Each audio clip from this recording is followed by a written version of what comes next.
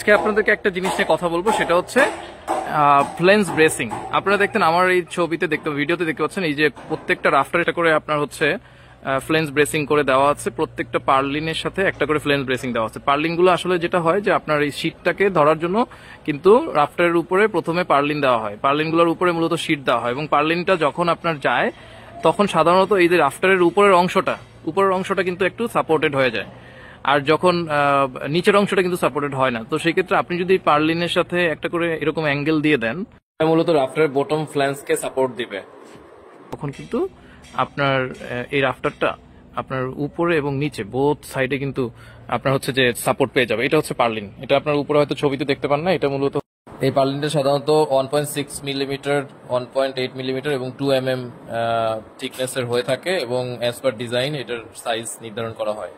পারছি না তো, এটার সাথে যখন আমরা এখানে একটা ভালো ডিজাইন